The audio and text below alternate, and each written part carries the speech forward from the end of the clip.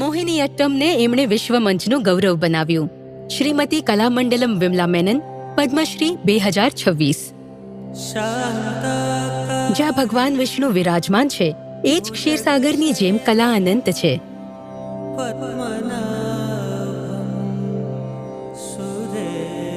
કલાપ્રેમી પરિવારમાં જન્મેલા ગુરુ કલામંડલમ વિમલા મેનન એ સમયમાં ઉછર્યા હતા જ્યારે સામાજિક નિયમો મહિલાઓને નૃત્ય માટે રોકતા હતા. 10 વર્ષની ઉંમરે તેઓ વલ્લતુલ નારાયણ મેનનને મળ્યા, જેમણે એમને કેરળ કલામંડલમ સાથે જોડાવા માટે પ્રેરિત કર્યા.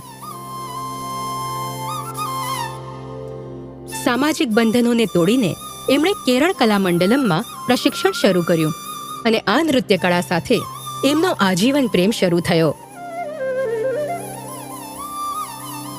મોહિનીઅટ્ટમ એમની દુનિયા હતી, પરંતુ એમની યાત્રા આગળ વધી.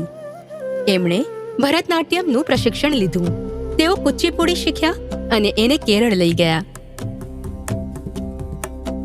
જલ્દી ગુરુ કલામંડલમ વિમલા મેનને કેરળ નાટ્ય અકાદમી બનાવી અને મોહિનીઅટ્ટમ સુધારનું નેતૃત્વ કરીને એને એકલ કળામાંથી સમૂહ પ્રદર્શનમાં બદલી અને પુરુષ ભૂમિકાઓ પણ જોડી.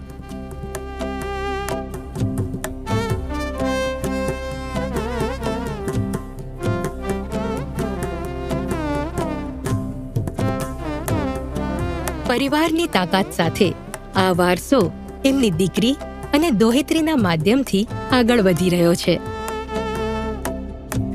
અને હવે 82 વર્ષની ઉંમરે તેઓ મોહિનીઅટ્ટમને લોકપ્રિય બનાવવાની જવાબદારી ઉઠાવવામાં ઘણા સક્રિય છે.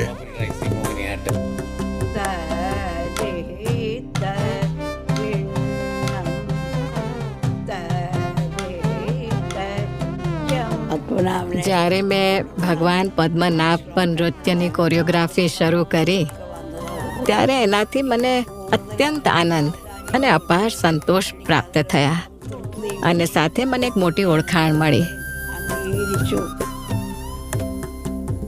અને આ જ્યોતને 10,000થી વધારે શિષ્યોએ આગળ વધારી. આજે આપણે મોહિનીઅટ્ટમના જે પોશાક અને આભૂષણો જોઈએ છીએ, એ મારી માતા કલામંડલમ વિમલા મેનને ડિઝાઇન કર્યા હતા.